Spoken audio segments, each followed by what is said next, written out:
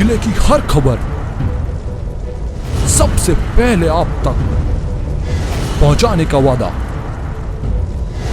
बस यही है एक इरादा। आज ही लगाए अपना पद्मेश डिजिटल सेटअप बॉक्स। नमस्कार, आप देख रहे हैं पद्मेश 24/7 कृष्णा संडे के साथ। चलिए न्यूज बुलेटिन की शुरुआत करते हैं हेडलाइन से।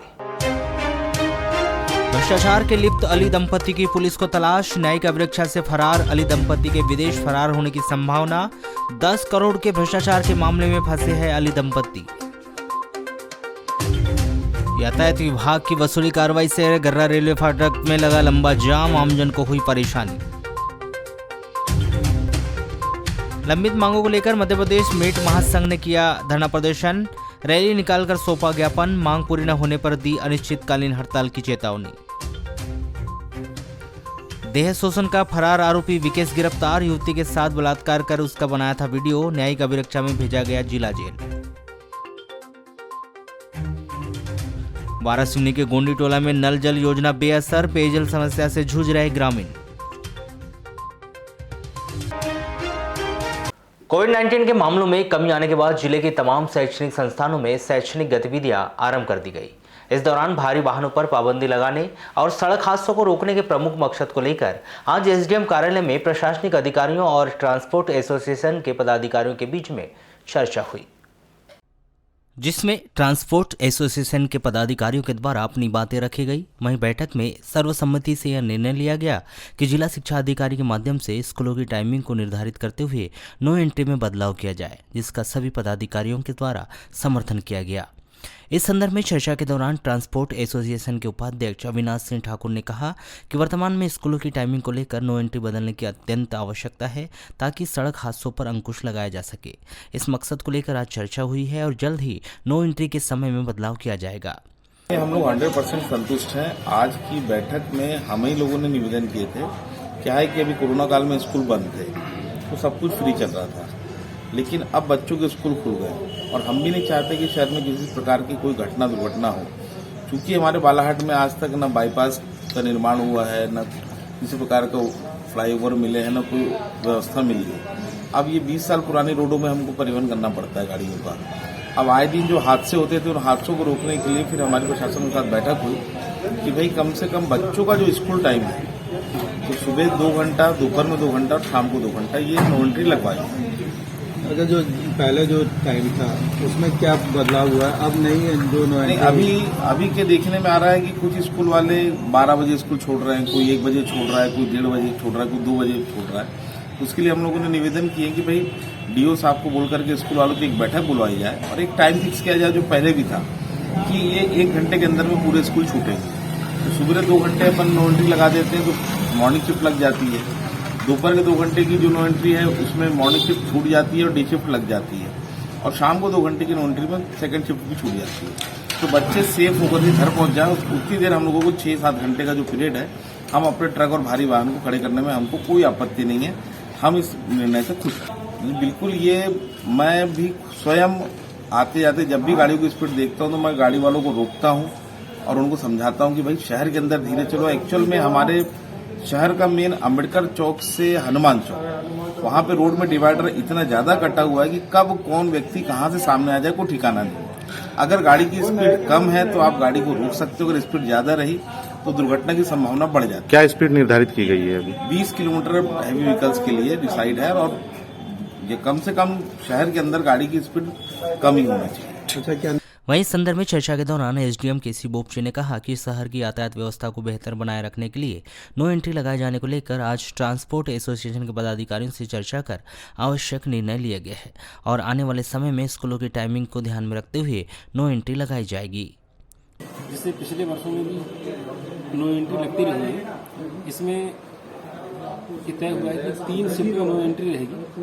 पहला 7:30 से 9:30, 12:30 से 2:30 और 4:30 से 7। इस बीच में चूंकि बच्चों का छुट्टी या स्कूल लगने का समय रहता है और उस समय भीड़ रहती है सड़कों में, ऐसी स्थिति में नो एंट्री लगाई जाएगी।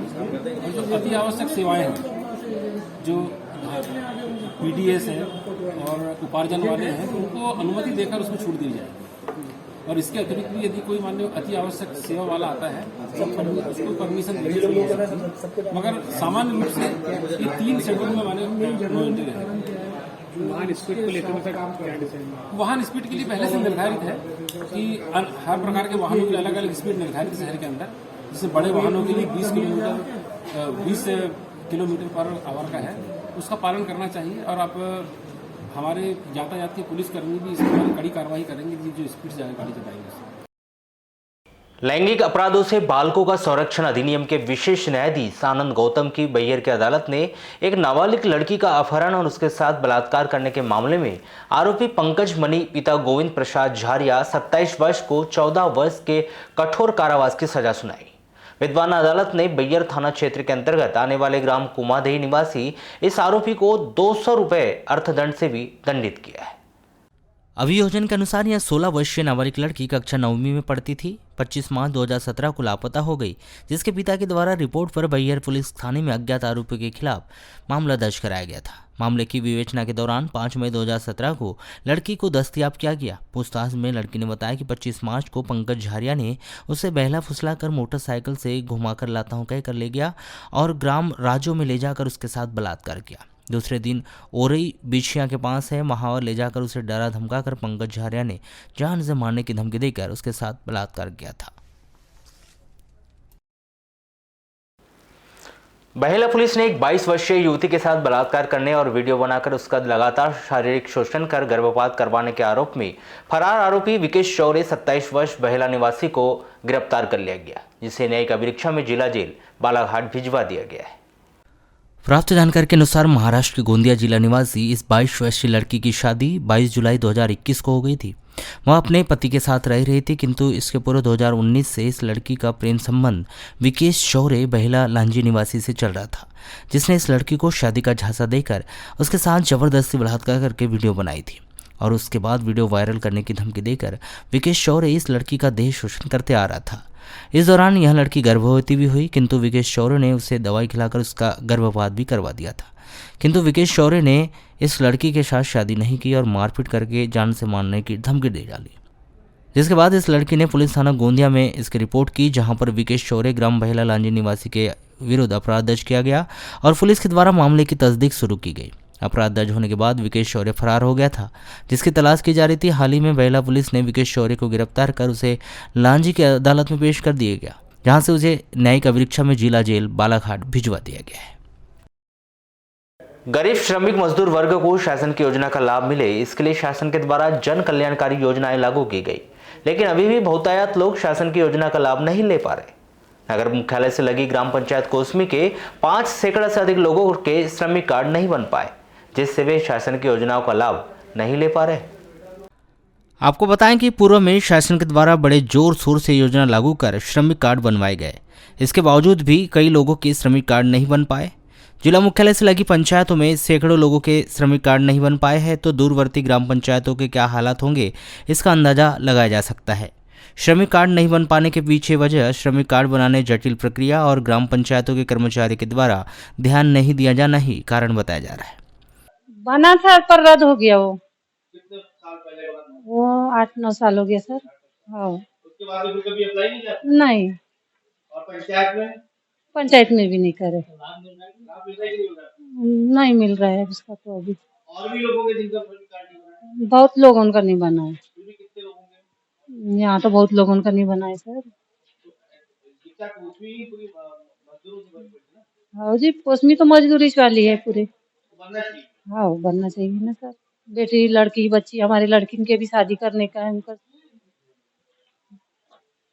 वहीं इस संबंध में चर्चा करने पर जनपद के उपाध्यक्ष जुगल किशोर बम्बूरे ने बताया कि ग्राम पंचायत कोसमी के बहुतायत लोगों के श्रमिक कार्ड नहीं बन पाए और श्रमिक कार्ड बनवाने की मांग की जा रही है, जिसको देखते हुए उनके द्वारा प्रयास कर 26 अक्टूबर को ग्राम पंचायत कोसमी के सामुदायिक भवन में शिविर लगाया जा रहा है, ताकि लोग आसानी से श्रमिक कार्ड बना सके। हमारी कोसमी बस्ती जो है वहाँ पे अधिकतर श्रमिक लोग रहते हैं, ये आप लोग भी जानते हैं। अब होता क्या है, शासन के जो नियम है उसके आधार पे लोक सेवा जाना है। लोक सेवा में कुछ राशि लगती है, जनपद में कुछ रसीदें कटती है ना, जो श्रम विभाग चले इसलिए रसीद काटी जाती है और उसमें बहुत सारे नियम है। तो वो एक श्रमिक बेचारा उतना सब कुछ नहीं कर पाता है। तो इसलिए हमने शिविर लगाए हैं, वहाँ सभी श्रमिक भाई बहन आएंगे, वहाँ पे उनको फॉर्म दिया जाएगा, फॉर्म देकर उनको फॉर्म भरा जाएगा, उनसे जानकारी ली जाएगी, उनके आधार कार्ड, वोटर आईडी, समग्र आईडी, बैंक पासबुक और राशन कार्ड की फोटोकॉपी ली जाएगी। उसके आधार पर उनका श्रमिक कार्ड बनाया जाएगा और शासन की योजना का लाभ उन तक पहुंचे। ये लगभग 500 लोग हैं ले पाए हैं और वो उस कैटेगरी में आते हैं और शासन की योजना, श्रमिक कार्ड की जो योजना है उससे वंचित है। नहीं अधिक कुछ तो वहाँ के प्रॉपर पंचायत के कर्मचारी हैं, है ना, जो सचिव है, रोजगार सहायक है और कुछ लोग हैं, वो ध्यान नहीं देते हैं। वो क्या है, सामने वाले को बराबर योजना के बारे में बता नहीं पाते, उनको गाइडेंस नहीं कर पाते हैं। तो मेरा विचार ये न्यूनतम वेतन, सामाजिक सुरक्षा पेंशन, बीमा का लाभ देने, नियमितीकरण, समान वेतन व 12 महीने का काम दिए जाने सहित वर्षों से लंबित अपनी विभिन्न मांगों को लेकर सोमवार को मध्य प्रदेश मेट महासंघ के द्वारा धरना प्रदर्शन किया गया। जहां भारतीय मजदूर संघ कार्यालय परिसर में धरना प्रदर्शन कर उन्होंने नगर में एक रैली निकालकर अपनी विभिन्न मांगों को लेकर जिला पंचायत और कलेक्टर कार्यालय में ज्ञापन सौंपा। ज्ञापन के माध्यम से उन्होंने मेट महासंघ की मांगे पूरी किए जाने की गुहार लगाई। वहीं मांगे पूरी न होने पर उन्होंने भारतीय मजदूर संघ के बैनर तले संपूर्ण मध्य प्रदेश में अनिश्चितकालीन हड़ताल किए जाने की भी चेतावनी दी। हम लोग सर जो बालाघाट मेट महासंघ आज जो आंदोलन करने जा रहा है, विगत हम 17 सालों से अपनी कुछ नियमितीकरण, मानदेय और कलेक्टर दर पे सभी मध्य प्रदेश एवं बालाघाट जिले में सभी पंचायतों में इस दर पे भुगतान हो, इसलिए हम लोग पिछले 17 सालों से सरकार से मांग कर रहे हैं और आए दिन हम लोग ज्ञापन के माध्यम से, रैली के माध्यम से और भोपाल में भी जाके हम लोगों ने एक विशाल रैली निकाल कर सीएम साहब को ज्ञापन सौंपा था, लेकिन आश्वासन के ही अलावा हमें कुछ नहीं मिला। इसलिए फिर एक बार हम पुनः हमारा मेट संगठन बालाघाट जिले में सक्रिय होकर आज आंदोलन करने जा रहा है। कितना मिलता है एक मेट को? आज हमें सर जो है 2005-6 से जो मनरेगा रोजगार गारंटी योजना है, जो भारत की सबसे बड़ी योजना है, और इसी रोजगार गारंटी योजना के तहत हमें कलेक्टर दर का जो भुगतान देने का जो रोजगार गारंटी परिषद दिल्ली। वहीं मामले को लेकर की गई चर्चा के दौरान भारतीय मजदूर संघ के वरिष्ठ पदाधिकारी राजेश वर्मा ने बताया कि यदि इस बार भी पंचायत मेटों की मांग पूरी नहीं की जाती तो मध्य प्रदेश की समस्त पंचायतों में मेट भारतीय मजदूर संघ के आह्वान पर अनिश्चितकालीन हड़ताल पर चले जाएंगे। मध्य प्रदेश मेट महासंघ जो कि भारतीय मजदूर संघ से संबंधित है, इनकी लगभग जिले में करीब 9,000 संख्या है और पूरे प्रदेश में लाखों की संख्या में मेट जो है वो मनरेगा के अंतर्गत काम करते हैं। इनको न्यूनतम वेतन, सामाजिक सुरक्षा, पेंशन, बीमा का लाभ नहीं दिया जा रहा है। हमारी प्रमुखतः ये मांग ये है कि इनसे साल भर काम लिया जाए और इनको न्यूनतम वेतन के दायरे में लाया जाए और कलेक्टर रेट दिया जाए।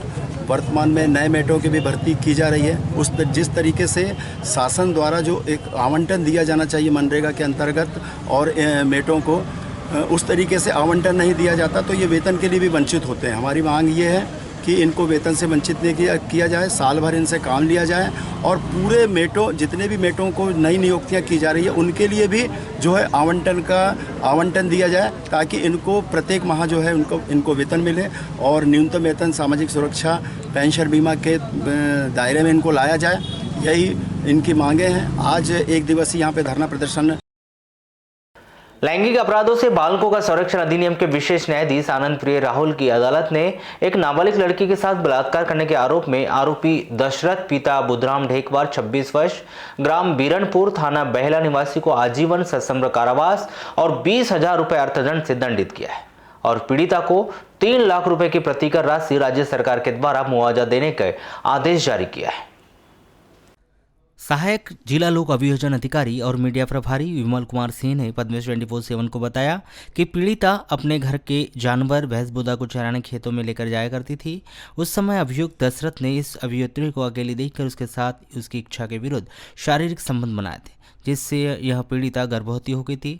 पीड़िता ने इस संबंध में दशरथ को जानकारी भी दी थी, लेकिन आरोपी के द्वारा पीड़िता को धमकाया गया, जिसकी वजह से पीड़िता ने यह बात किसी को नहीं बताई। 14 जून 2016 को 4 बजे अभिनेत्री ने एक लड़की को जन्म दिया था, जो दशरथ लोधी के द्वारा किए गए देश शोषण के कारण हुई थी। पीड़िता ने आरोपी दशरथ लोधी के विरुद्ध थाना बहेला में रिपोर्ट दर्ज कराई थी।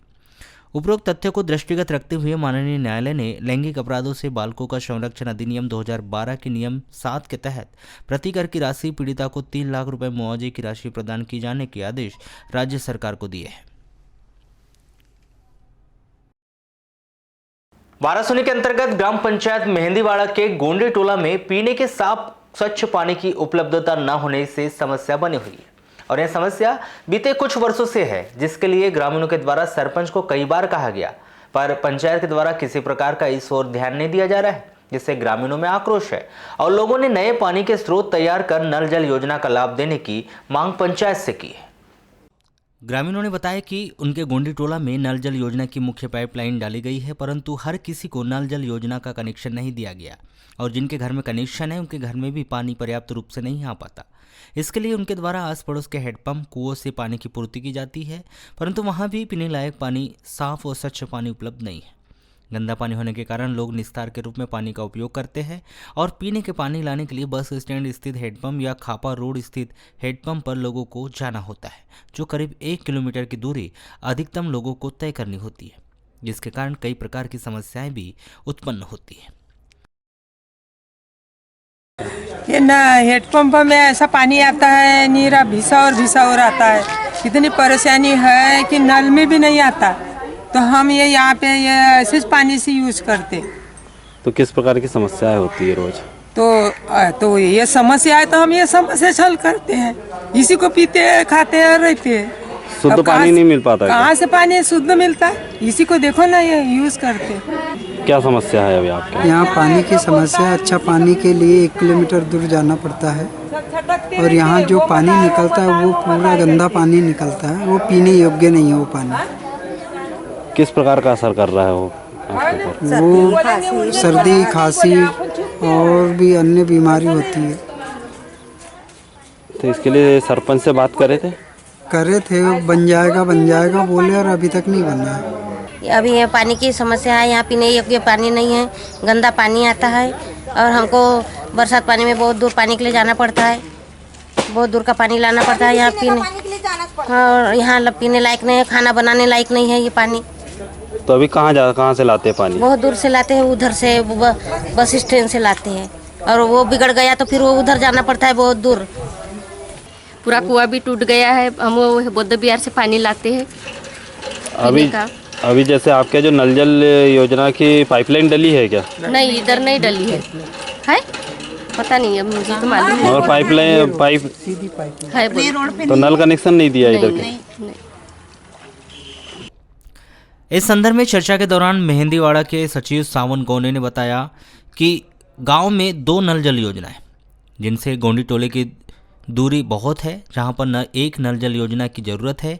इसके लिए क्षेत्रीय विधायक से चर्चा की गई और उनके द्वारा आश्वासन दिया गया कि जल्द ही नल जल योजना ग्राम में स्वीकृत कराई जाएगी, जिसके बाद सभी के घरों में साफ और स्वच्छ पानी उपलब्ध हो पाएगा।